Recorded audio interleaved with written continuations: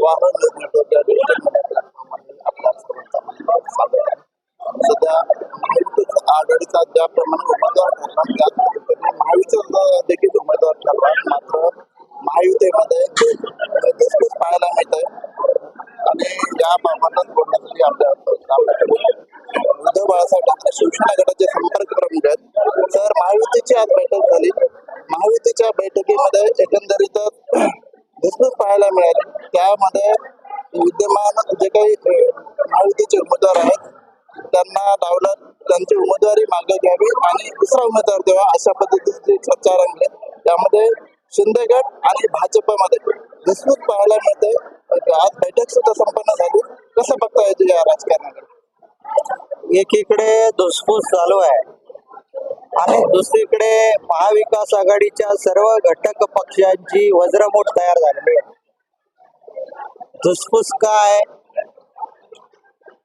तर गेल्या 5 वर्षामध्ये ज्या खासदाराला आपण निवडून दिलं होतं त्या खासदाराने मतदाराकडे पूर्ण दुर्लक्ष केलं. कार्यकर्त्याला किंमत न देणं, मतदारसंघामध्ये अभावानंच येणं आणि त्यामुळे भारतीय जनता पार्टीचे पदाधिकारी कार्यकर्ते संभ्रमावस्थेत आहेत. त्यांना खात्री पटली आहे की हा उमेदवार निवडून येऊ शकत नाही.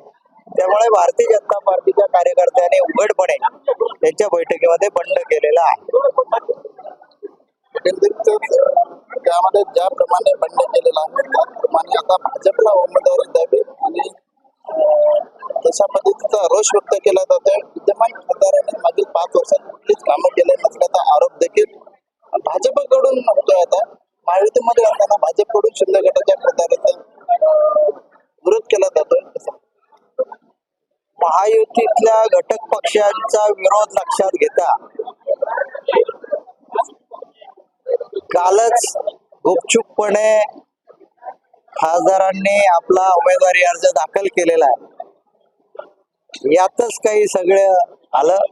ही जी काही गडबड चालू आहे त्या गडबडीतून निश्चितपणे आमचा उमेदवार हा मोठ्या संख्येनं निवडून येईल. नागेश पाटील स्थानिक आहेत, भूमिपुत्र आहेत, हिंगोली लोकसभा क्षेत्रातीलच आहेत आणि या हिंगोली लोकसभा क्षेत्रातील जनतेने आता ठरवलेलं आहे की आपला भूमिपुत्रच हवा, बाहेरचा उमेदवार आम्ही स्वीकारणार नाही.